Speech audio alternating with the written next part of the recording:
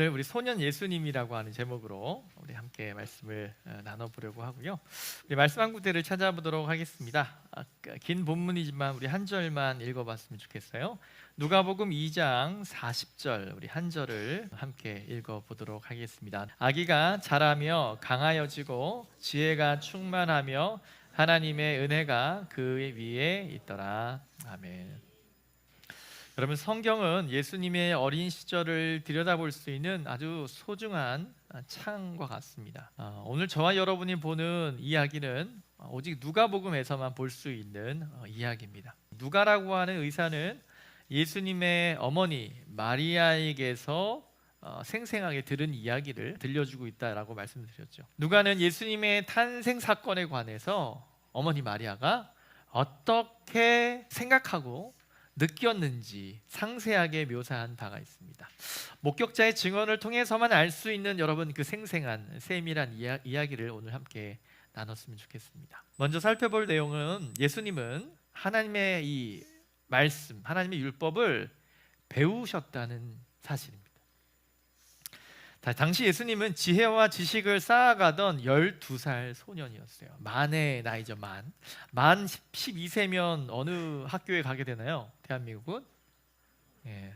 초등학교 아니고 늦게 가셨군요. 중학교 몇 학년 정도 될까요?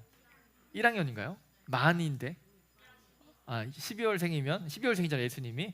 그러니까 아마 제 생각에는 예수님이 중2 정도 여러분 우리 대한민국이 가장 또 북한이 무서워한다는 중2 시즌의 나이가 아니었을까라는 생각을 해봅니다. 한창 배워야 될 나이죠. 중학교 2학년 정도면 정말 어느 정도 이제 내가 공부하는 법을 알게 될 나이, 또 뭐 이성의 눈을 뜰 나이기도 하지만 좀 놀고 싶은 나이기도 하고, 그러니 무서운 나이가 됐겠죠.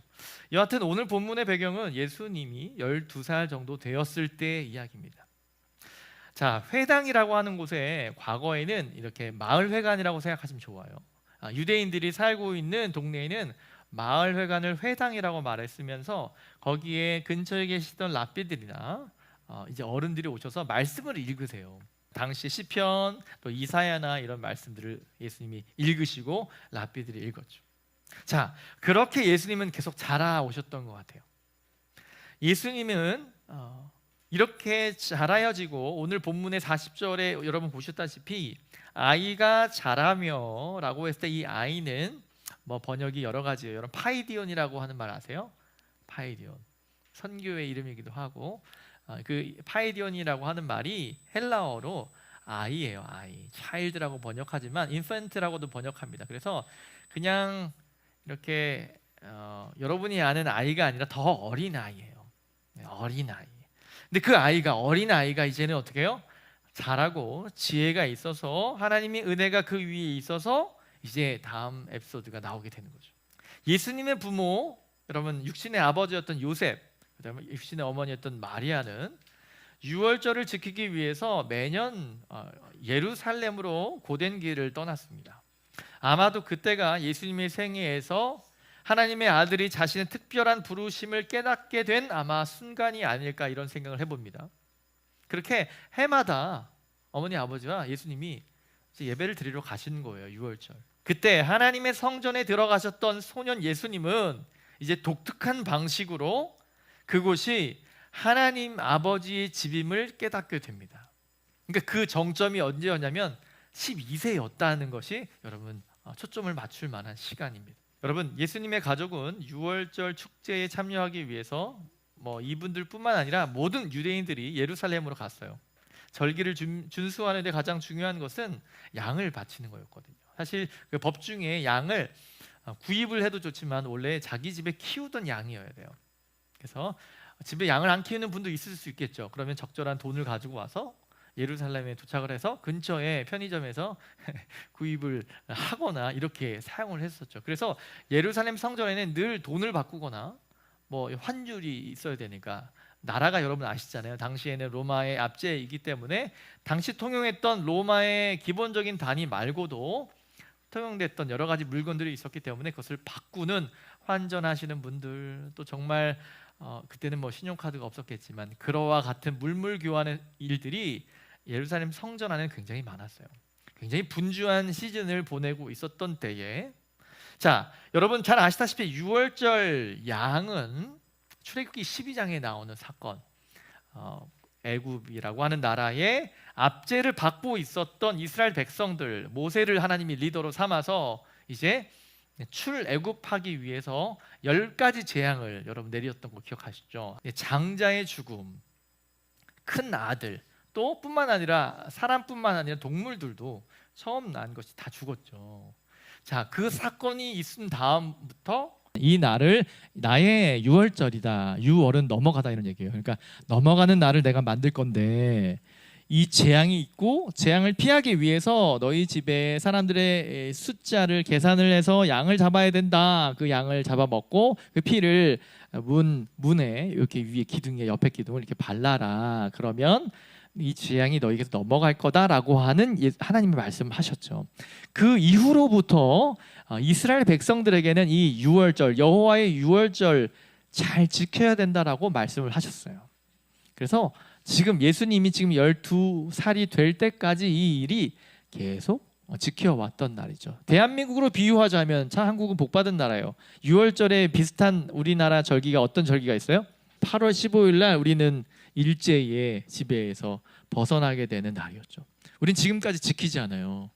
마찬가지였습니다. 우리나라가 광복절을 지키듯이 유대인들에게는 6월절이 그런 날이었고, 그 우리 광복절에 뭐 하죠? 가면 태극기 만들어요. 근데 원래 그 만드는 날인지는 모르겠지만 아이들이랑 가면 늘 이렇게 이 활 쏘는 것도 만들고 태극기 만듭니다. 아무튼 그렇게 보내고 있어요. 저는 유대인들은 어린 양을 잡아서 6월절의 예배로 하나님께 제사를 드려야 됐었습니다. 그래서 늘 어린 양을 들고 갔었어요. 하지만 여러분, 이 6월절 어린 양이 누구를 위한 모델이었다라고 하는 것을 여러분 배웠죠? 바로 예수님. 예수님이 6월절 어린 양이 되셨다라고 하는 건 우리는 알고 있지만, 그런 역사적인 상황이 지금 오늘 누가복음에 미쳐지게 되는 거죠. 주님은 희생 제물로 바쳐진 어린 양과 문설주에 칠해진 그 피를 통해서 애굽을 벌하기 위해 내리신 장자의 죽음이라고 하는 무서운 재앙에서 우리 하나님은 구해 주셨죠. 이러한 구약의 희생양의 이미지는 여러분 뭐예요? 이제 예수님이 지금 12살 정도이니까 약 21년 이후에 예수님에 의해서 성취될 사건이었죠. 죄 없는 하나님의 어린 양이 세상 죄를 위해서 제물로 바쳐짐의 사건. 그 사실을 자각하게 되는 날이 언제였냐면 바로 오늘이었어요. 우리 기록에 보시는 예수님이 12살이 돼서 유월절을 지키기 위해서 성전으로 가셨던 그때에, 질문, 전해는 안 가셨나요? 11살 때는 안 가셨나요? 10살 때는 안 가셨나요? 다 가셨어요. 그런데 12살이 되는 해에 예수님은 일이 그때에 일어나게 됨을 성경이 우리에게 보여줍니다. 동네에 당시에 유월절을 지키기 위해서는요, 동네 사람들끼리 같이 모아서 아마 카풀을 했겠죠. 낙타를 빌리거나 함께 타고 갑시다. 아니면 가다가 좀 내어주세요 그러면서 옆집 아저씨 같이 가곤 했을 거예요. 모든 국민이 예루살렘으로 가기 위해서 갔겠죠. 예수님의 부모는 예수님이 다른 가정과 친구들 사이에 안전하게 계실 것이라고 아마 생각했던 것 같아요.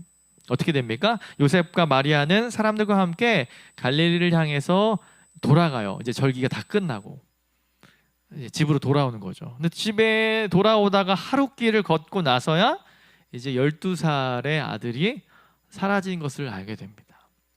여러분, 이게 좀 상상이 안 될 수 있지만 충분히 우리 장로님이야 우리 대한민국이 어려웠을 때 생각해 보면 엄청 많았습니다. 옛날 그 공원만 가면 아이들 찾고 이런 일이, 사람이 너무 많았고 또 알아서 잘 큰다라고 하는 생각 갖고 있었기 때문에 충분히 가능하고, 많은 인파 가운데 마리아와 요셉은 근데 하루 정도 지냈다고 하는 것은 조금 주목해 볼 만합니다. 여튼 아들 없이 집에 왔는데 없는 거예요. 어떻게 됩니까? 찾긴 찾지만 뭐 연락할 방법이 없잖아요. 며칠 만에 찾게 돼요. 성경을 보니까 3일 후에 발견됩니다. 우리 주님이 어떻게 발견되나요? 성전에서 발견되심에 여러분 아무도 안 놀라지만 엄청 놀라운 사건이 오늘 본문이 보여주고 있는 바예요. 하룻길을 걷고 나서야 어린 아이가 사라진 것을 알고 다시 하룻길을 걸어서 예루살렘으로 돌아오는데, 그렇게 3일이 지난 이후에 성전뜰에서 그 많은 유대인들, 우리 선생님들, 랍비들과 함께 앉아서 공부를 하고 있는, 토론을 하고 있는 그 예수님을 봤다는 겁니다. 누가는 이렇게 말합니다. 예수님이 12살 소년답게 선생님들에게 듣기도 하시며 묻기도 하셨다라고 말합니다. 뭐 하는 작업이죠? 공부를 하는 거죠. 어른들과 구약 성경에 관한 이야기를 주고받을 수 있는 나이였다는 것이죠. 누가는 성전에서 예수님의 이야기를 듣던 사람들이 47절을 보니까 그 지혜로움에 감탄했다고 말합니다. 예수님이 토론에 적극적으로 참여하며 묻기도 하고 답하기도 하셨다는 것을 보고 있는 거죠. 자, 여러분 생각해 보세요. 이것이 3일 만에 발견된 아들의 모습이었어요. 그러면 이렇게 우리 상상할 수 있습니다. 이 예수님은 며칠간 공부를 하셨던 걸까요? 한 3일 정도, 이틀 정도 노시다가 이렇게 하루 이제 공부해야 돼 이러면서 공부하다가 부모님께 딱 걸린 건가요? 아닌 거죠. 예수님은 그 마치 부모의 어디 갔지? 모르던 그 시간 동안 뭐 하신 거예요? 선생님들과 함께 공부한 거죠. 네. 여러분, 당시 유대인들은요, 신명기 6장 7절에 이런 말씀을 늘 외우고 있었어요. 내 자녀에게 부지런히 가르치며 집에 앉았을 때든지 길을 갈 때든지 누워 있을 때든지 일어날 때든지 이 말씀을 강론할 것이며 늘 가르치고 배워야 된다라고 했어요. 유대인들은 그래서 5살 정도가 되면 모세 오경을 다 외우도록 합니다. 언제나 우리가 구구단을 마치 외우듯이. 외우다 보면 이거 왜 그래요? 라고 얘기하면 원리를 설명해 줄 정도. 그러면 뭐예요? 학습이 되고 있는 거죠. 자, 이 말씀을 신명기 이 말씀을 매우 진지하게 유대인들은 받아들였어요. 여러분, 하루 종일 율법을 읽고 성경을 읽고 토론한다고 하는 것은 무엇을 말합니까? 정말 어려운 일이기도 하지만 그만큼 이 하나님의 말씀을 뭐 한다는 것을 의미합니까? 사모한다는 것을 의미하죠. 여러분, 한번 생각해 보십시오. 성경 공부를 1시간 한다고 생각하세요. 그러면 어떠세요, 여러분? 경준이 좀 어때요? 마음에 우리 안에 평안이 있고 기쁨이 있죠? 네, 그렇다고 하겠습니다. 2시간 한다고 생각해 볼게요. 세훈이 어떨까요? 이런 마음이 들죠. 좋은데 이제 곧 끝났으면 좋겠다는 마음이. 자, 그런데 우리 주님은 3일간 성전에 머물면서 이 율법을 사모하는 것을 우리에게 보여줍니다.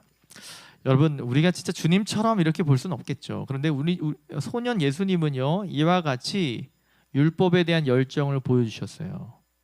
그 중2병을 앓고 있는 그 나이 때 저와 여러분의 모든 감각기관이 더욱 크게 달하며 여러 가지 관심들이 넘쳐나는 그때에 하나님의 말씀에 사로잡혔던 소년 예수님을 오늘 본문은 우리에게 보여줍니다. 찰스 스펄전 목사님은 이런 말을 했어요. 하나님 아버지의 일 가운데 하나는 우리가 본받아야 할 완벽한 모범을 이 세상에 보내주시는 것이었습니다. 하나님은 성도들의 삶에 모범이 될 만한 다양한 책을 써주셨고 다양한 덕목을 기록해 주셨습니다. 마침내 하나님은 모든 사역을 한 곳으로 모으시고 우리 주 예수 그리스도의 인격에 모든 덕목을 응축하기로 결심하셨습니다.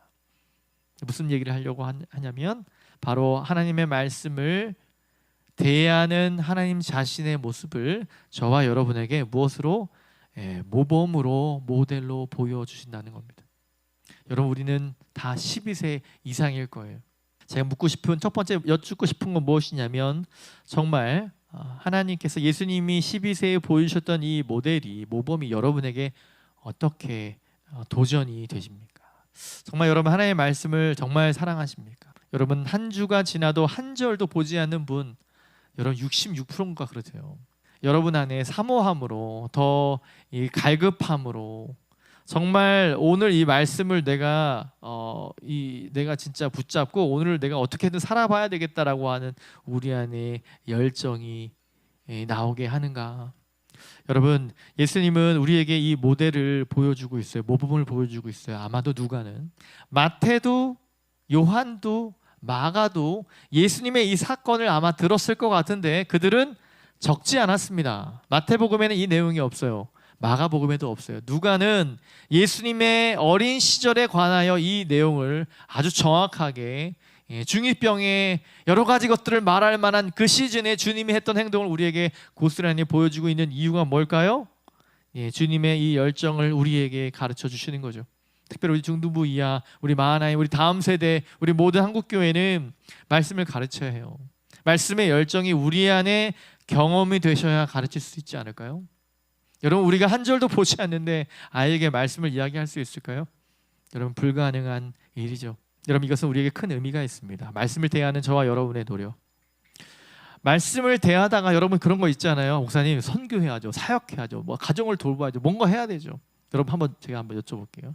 저와 여러분 해야 될 거 되게 많을 거예요. 되게 많아요. 또 말씀도 읽으라고 하니까 우리가 해야 될 일 중에 하나라고 생각하시죠. 그것은 사랑하는 것이 아닙니다. 여러분, 우리 주님께서 늘 말씀하셨던 건 뭐죠? 너 나 사랑하니? 라고 이야기하셨나요? 주님은 그렇게 묻지 않고 여기 있는 모든 사람들보다 나를 더 사랑하느냐고 물었어요. 주님은 사랑이 뭔지 아시는 분이죠. 사랑은 어떤 거죠? 배타적일 수밖에 없어요. 주님을 사랑하면 주님과 병행할 만한 모든 것들을 뭐 해야 돼요? 미워해야지만 가능한 일이에요. 여러분, 주님 정말 사랑하십니까? 그렇다면 이 삶을 여러분 경험하기 시작하는 거예요. 세상에서 받을 사랑이 없어짐에 대해서 아파할 준비를 해야 주님을 사랑하는 겁니다. 세상과 주님을 같이 사랑할 수 있지 않을까요? 네. 세상을 사랑해서 데마라고 하는 사람은 다시 세상으로 돌아갔다고 바울이 증거합니다. 재물과 주님을 겸하여 섬길 수 없다. 단순한 돈에 대한 얘기가 아니에요. 세상은 뭐를 말합니까? 이 자본을 말하거든요. 자본은 뭐를 말합니까? 생산을 말하고, 원리죠. 시작에 되는 원천에 대한 seed money예요. 뭔가 하기 위해서. 여러분, 그것을 바라본다면 우리의 지갑은 닫혀질 수밖에 없고 마음은 닫혀질 수밖에 없고 주님을 향한 헌신들은 줄어들 수밖에 없지요. 말씀을 대하면서 찬양하다가 말씀 보다가 주님이 부르신다면 그보다도 멋진 저는 순교가 없다고 생각합니다. 그거보다도 멋진 영광이 없다고 생각합니다. 정말 멋져 보이는 저 카펫 위에 여러분 대상의 자리에 여러분 모든 영광 하나님께 드립니다. 이 말 여러분 사단의 유혹이라고 생각하셔야 돼요. 주님이 저와 여러분에게 예비하신 그 자리는 레드카펫이 없을 수 있어요. 주님이 여러분 생각하시는 삶의 치열한 그 자리에 이름 없이 그렇게 숨을 거두게 하실 수도 있습니다. 여러분, 예수님이 보여주셨던 이 말씀에 대한 열정을 다시 한번 회복하는 여러분이 되었으면 좋겠습니다. 그게 두 번째로 예수님은 아버지의 일에 헌신하셨어요. 여러분, 이제 48절 50절을 눈으로 보시면요, 그의 부모가 보고 놀라며 그의 어머니는 이르되 아이야 어찌하여 우리에게 이렇게 하였느냐 보라 내 아버지와 내가 근심하여 너를 찾았노라. 49절 예수께서 이르시되 어찌하여 나를 찾으셨나이까 내가 내 아버지 집에 있어야 될 줄을 알지 못하셨나이까 하시니 50절 그 부모가 그가 하신 말씀을 깨닫지 못하더라. 여러분, 이 예를 보고 거봐, 요즘 애들 참 문제가 많아. 부모님에게 이렇게 말하다니 예수님 참 좀 아니다, 이건 선을 넘는 얘기 아닙니까? 라고 보실 수가 있습니다만 여러분 잘 오해하지 말고 보시기 바랍니다. 이 장면에서 예수님의 목소리에 뭐가 있음을 여러분 주목하셔야 되냐면 놀라움이라고 하는 것이 있음을 주목해 보시기 바라요. 부모님께 이렇게 여쭙는 거죠. 제가 여기 있어야 되는 거 모르셨어요? 라고 하는 거예요. 이 놀라움을 여러분 보시라는 거죠. 여러분, 이거를 그래도 그렇지 부모님 이제 좀 걱정시켜드리고 죄송합니다 예수님. 그러면 안 되지. 먼저 죄송합니다 하고 여러분 그 차원으로 보지 마시고 우리 주님이 다른 데 계신 분이 아니라 이 곳에서 계속 이렇게 말씀을 대하고 있으셨다는 사건, 그 사실을 어머니와 아버지가 알았을까요? 몰랐을까요? 알았겠죠. 근데 계속 이렇게까지인지는 몰랐겠죠. 알아서 갔을 거라고 생각했으니까 돌아갔겠죠. 여러분, 어찌됐든 예수님은요 그곳에 계셨어야만 한 것이라는 거예요.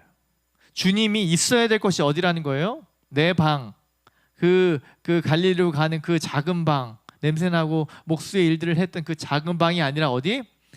하나님의 성전 그곳에 있어야 한다는 사실을 누가 알았어야 되는 거죠? 마리아와 요셉이 알았어야 된다는 거예요. 네, 48절 이렇게 얘기해요. 어찌하여 우리에게 이렇게 하였느냐? 마리아가 말했죠. 사실 당연한, 어머니로서 당연한 질문이에요. 약간 화가 났을 것 같지 않아요? 지금 3일 동안 못 찾았는데 너 카톡도 없고 전화도 안 받고 너 이렇게 되면 안 되는 거 아니니? 라는 그 마음에 마치 좀 화를 낸 거죠. 어떻게 우리에게 이렇게 하니? 부모에게 왜 이렇게 하니? 그런데 소년 예수님은 자신의 부모가 왜 화가 났는지, 왜 자신을 찾았는지 어리둥절하셨다라고 하는 거예요. 어머니 마리아의 물음은 대답을 바라고 던진 질문입니까? 아닙니까? 아니에요. 그냥 화가 나니까 상황의 질문이에요. 그들은 예수님이 3일 동안 사라진 이유를 이해할 수 없었기 때문이죠. 자, 예수님은 첫 번째 마리아의 질문에 대답하지 않으시고 48절 내 아버지와 내가 근심하여 너를 찾았노라 라고 하는 이 두 번째 질문에 예수님은 대답을 했어요. 어린 소년답게 예수님은 오히려 그들이 왜 자신을 찾았는지 궁금하셨으면서 예수님의 생각엔 이것이었어요. 하나님 아버지가 계신 아버지의 집에서 아버지의 일에 참여하는 것이 당연한 일이고 내가 해야 될 일이라고 생각하셨다는 거예요. 경솔하거나 부주의해서가 아니라 예수님은 이제 알게 되신 것 같아요. 이때 이 12세에 알게 되신 것 같아요. 이제 내가 어떤 일을 해야 되는지, 내 아버지의 일이 무엇인지를 알게 됐던 것 같아요. 여러분 정말 예수님을 처음 만나셨을 때 여러분 그 시간을 여러분 되새겨 보시기 바랍니다. 내가 앞으로 어디 있어야 되고 내가 누구이고 어떻게 행동해야 되는지를 알게 된 그 타이밍이 바로 오늘 누가복음이 보여주고 있는 신비로움에 있다는 것이죠. 예수님은 이렇게 말하는 거예요. 이제 자신이 누구인지 아셨어요. 이제 그대로 행동하셨다는 겁니다. 하지만 여러분 50절에 뭐라고 하죠? 그 부모가 그가 하신 말씀을 깨닫지 못하더라. 부모는 이 말이 무슨 말인지 이해가 되지 않은 거예요. 여러분 이런 적 있으십니까? 혹시 여러분 중에 여러분 부모님이 교회를 안 다니시거나 여러분이 교회에서 이렇게 시간을 보내고 하는 것에 대해서 여러 가지 좀 불편한 이야기를 하신 분이 있으십니까? 그런 분들은 충분히 공감할 수 있는 내용입니다. 내가 무엇을 해야 되고 나는 하나님을 경외하는 사람인데 예수를 믿는 사람인데 주님께 이 일요일을 주일로 알고 예배를 드리고 또 교사가 되고 헌신하고 내 삶에 참 여러 가지 중요한 일에 투자할 수 있는 시간인데 회장도 되고요, 리더도 되고요, 여러 가지 것에 시간을 보내고 있는 모습이 부모가 보기에는 이해가 되지 않는 부분일 수 있지요. 하지만 여러분 그런 오해 때문에 가슴 아픈 때가 여러분 있으셨습니까? 여러분 바로 예수님에게 그 모델을 찾으십시오. 예수님은요 그 중학교 2학년 때 부모가 이해할 수 없는 그 일들을 겪으셨어요. 가족에게 오해를 받으시는 예수님의 모습은 사실 좀 복음서에 제법 나옵니다. 예수님의 가족은 예수님이 제때 식사하지 않는다는 이유로 그분이 미치신 것이 아닌지 걱정하기도 하고요. 예수님은 그저 아버지 일에 참여하느라고 바쁘셨던 것 뿐인데 이런 오해들을 받았어요. 또 요한복음을 보면 예수님의 형제들이 예수님을 조롱한 사건을 말해요. 형 가자. 뭐하고 있어 지금. 형이잖아. 하나님 아들 아니잖아. 가자. 우리랑 같이 놀자. 이런 얘기를 하니까 어떻게 되죠? 예수님이 뭐라고 하시죠? 누가 나의 형제고 부모이냐라는 얘기를 하시죠. 여러분 그 많은 사람들은요 그 시기에는 예수님의 부르심과 사역을 이해하지 못했어요. 예수님의 가족은 하나님의 예수님의 삶에서 그리고 그 삶을 통해 어떤 일을 하시는지 이해하지 못해서 그 문제로 애를 많이 먹었습니다. 이 12세 소년 예수님의 완벽한 하나님을 향한 순종이 그의 부모에게는 뭐가 된 거예요? 패닉이 된 거죠. 어리둥절하게 만드는 사건이었어요. 예수님의 가족은 예수님의 사명을 이해하지 못했죠.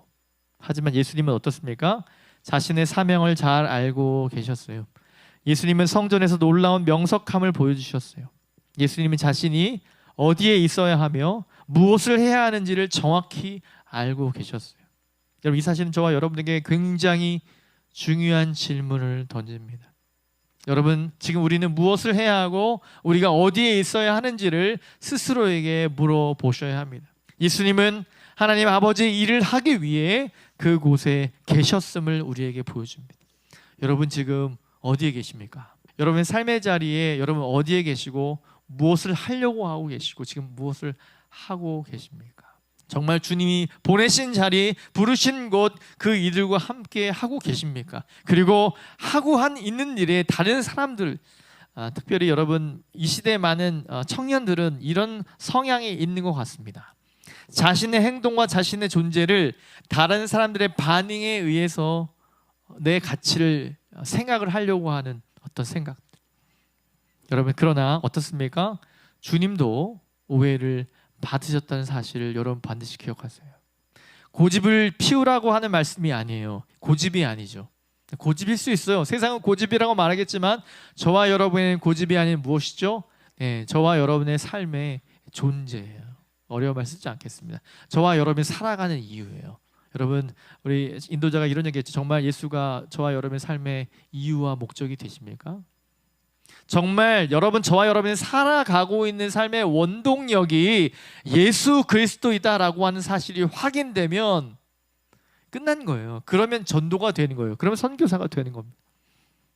그런 거를 묻지 않거든요, 세상은. 그러나 이 사람의 원동력이 어떤 명예도 아닌 것 같고 뭐 더 높은 연봉도 아닌 것 같고 뭔가 사람을 알리려고 하는 것 같지도 않고 이렇게 해봤자 몸만 상할 것 같은데 왜 이 일들을 더하는지 세상이 저와 여러분을 향하여 많은 궁금증을 갖고 때로 물을 때 우리는 어떻습니까?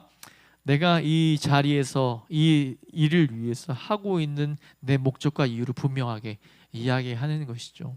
이 대답은 대동소이하겠지만 바로 예수 그리스도 때문에 주님이 보내신 곳이기 때문에 나는 이 일을 합니다라고 하는 전혀 세상이 이해할 수 없는 답이 우리에게 있어야 한다는 사실입니다. 우리는 하나님의 말씀을 중심으로 하는 믿음의 공동체에 함께함으로써 공동체의 삶에 참여하게 됩니다. 그것은 처음부터 예수님의 삶의 경험에 동참하는 것을 말합니다. 여러분 많은 청년들이 저 주님을 닮기 원합니다. 주님의 겸손을 닮기 원합니다 라고 하는 아주 달콤한 말 뒤에 숨어 있다고 생각하지만 여러분 결코 여러분 12세를 넘으셨다면 반드시 성경 공부하십시오. 반드시 주님이 열정을 품으셨던 저와 여러분이 있어야 될 곳, 만나는 자리, 그 삶의 그 중심에 어떤 것이 우리의 모토인지에 대한 대답을 하실 수 있어야 합니다. 존 파이퍼 목사님이 이런 말씀하셨어요. 예수님은 성인이 되기 전 중요한 시기에 자신의 참 아버지가 누구시며 그것이 자신의 사역에 어떤 의미가 있는지를 깨달았다는 사실을 잊을 수 없는 방식으로 자기 부모에게 알리셨습니다. 여러분 누가복음 이 본문이 사실 설교하기나 이해하기가 쉽지 않습니다. 좀 어렵거든요. 그런데 분명한 것은 이것이에요. 하나님께서 인생의 몸으로 오신 예수님이 그 젊은 시기에 자신이 누구이며 자신의 아버지가 누구이며 내가 어떤 삶을 살아야 되는지 자각할 수 있는 그 시간. 제가 왜 12세를 정점으로 찍었냐면 11세도 아닌 그 누가는 이 시점에 아주 정확하게 부모에게 내가 아버지 집에 있어야 되는 거 모르셨어요. 근데 여러분 우리 본문의 마지막 절에 어떻게 되어 있습니까? 마리아는 어떻게 돼요? 그 말을 마음에 두었더라. 여러분 이 마리아의 요상한 멘트 누가만 쓰는 독특한 방식이에요. 누가는 마리아에게 들어서 적기 때문에 마리아의 이 목격에 적었기 때문에 여러분 이 표현 또 어디 나와요? 그렇죠. 예수님이 마리아가 임신을 하고 또 이렇게 해산을 하고 굉장히 어디요? 거기 구유에 나신 다음에 목자가 와가지고 막 이렇게 할 때 어떻게 마리아는 그 말을 마음에 두었더라. 거기 또 나와요. 마리아는 내가 키우고 있는 자가 예수 그리스도 창조주 메시아라고 하는 것을 알고 있었죠. 하지만 살다 보면 문득 잊을 때가 많고 저와 여러분이 주님을 잊게 되는 것처럼 그러나 문득 깨달아질 때 마리아에게 이 의미가 내 아들이지만 이분이 메시아로서 우리를 위해 행하실 그 일들을 알아가는 그 모습들을 보게 된다는 거죠. 여러분 저는 이어서 마리아도 내가 누구이며 내가 하나님 앞에 내 사역이 무엇인지 깨닫는 아주 중요한 이 정점이 되었다고 생각합니다. 이 이후에 소년 예수님의 기록은 찾아볼 수 없어요. 단박에 이제 커세요. 이제 30살이 되고 이제 요셉은 돌아가시고 그런 시즌이 되어버립니다. 예수님이 언제부터 공생의 삶을 살았는가? 30세 세례요한이 죽고 난 다음 정도로 생각하지만 그 전에 이 12세 때 예수님이 행하셨던 그 일들, 내가 누구인지 깨닫고 하나님의 말씀으로 배워가며 나아갔던 이 상황들은 저와 여러분의 큰 의미가 있습니다. 마지막으로 나눌 세 번째 내용은 예수님은 하나님과 사람에게 사랑스러워졌다고 하는 거죠. 우리 오늘 본문 누가복음 2장 51절 52절을 함께 가능하신 분들 읽어주시면 좋겠습니다. 51절 52절을 함께 보겠습니다. 시작. 예수께서 함께 내려가사 나사렛에 이르러 순종하여 받드시더라. 그 어머니는 이 모든 말을 마음에 두니라. 예수는 지혜와 키가 자라가며 하나님과 사람에게 더욱 사랑스러워 가시더라. 아멘. 누가는 우리가 이 사건의 본질을 분명히 알기를 원합니다. 예수님이 부모에게 온전히 순종을 했다라고 하는 사실을 51절에 이렇게 얘기해요. 예수님이 이제 내려가서요. 그렇게 얘기하고 나면 내려가시고 나사렛 어디 이제 집에 간 거예요. 집에 가셔서 순종하여 받드시더라. 이게 누구를 순종하고 받으셨다는 거예요? 어머니 아버지를 얘기하는 거예요. 어머니 아버지. 어머니 아버지에게 해야 될 일들을 다 했다는 거예요. 근데 그러는 상황 가운데 마리아는 이 모든 말을 마음에 두니라. 이 모든 말은 주님이 성전에서 내 아버지의 집에 있어야 되는 이 말에 대한 마음을 두게 되는 거죠. 예수님은 완전한 사람으로 사시면서 경건한 어떤 그런 모습뿐만 아니라 믿음의 공동체에도 참여하시고 다양한 관계를 맺으시면서 사람들 사이에 사랑을 받아가는 사람이었어요. 모든 면에서 완벽한 모범이 되었죠. 예수님은 내 부모를 공경하라고 하는 말씀에 온전히 순종하셨죠. 그 결과 우리를 대신해서 우리가 감당할 수 없는 율법을 다 주님이 성취할 수 있었던 것이죠. 사람들이 소년 예수님에게 보여진 호의는 예수님의 사역 초기에도 계속돼요. 예수님을 사실 따르는 사람 되게 많았어요. 예수님 인기 참 좋았거든요. 그런데 예수님이 이제 메시아로서의 어떤 모습들, 이제 우리의 죄와 허물로 인해서 죽음의 길을 걸어가야 되는 그런 모습이 조금씩 분명해질 때 사람들의 기대는 사그라졌어요. 정반대죠. 주님의 인기는 하늘 높은 줄 모르고 올라갔는데 주님이 걸으셔야 될 그 길이 분명해지자 사람들은 하나둘씩 떠나갔고 제자들도 다 떠나갔죠. 주님은 그래서 홀로 가셨다라고 표현하는 거예요. 주님은 홀로 십자가에서 돌아가셨죠. 예수님은 지상에서 짧은 생애를 사시는 동안 많은 사람들의 마음을 얻으셨습니다. 그들은 그분의 말씀뿐 아니라 베푸시는 친절과 온정에 감동을 했어요. 예수님은 어두운 세상에서 그들이 빛을 낼 수 있도록 격려해 주셨죠. 우리도 예수님처럼 우리를 둘러싼 세상과 하나님의 말씀에 참여함으로 최선을 다해 가능하다면 여러분 주위의 사람들의 사랑을 얻으셔야 합니다. 오늘 설교를 정리하겠습니다. 여러분 하나님의 부르심을 깨달을 때 누구나 혼란을 경험합니다. 예수님도 같은 경험을 하셨습니다.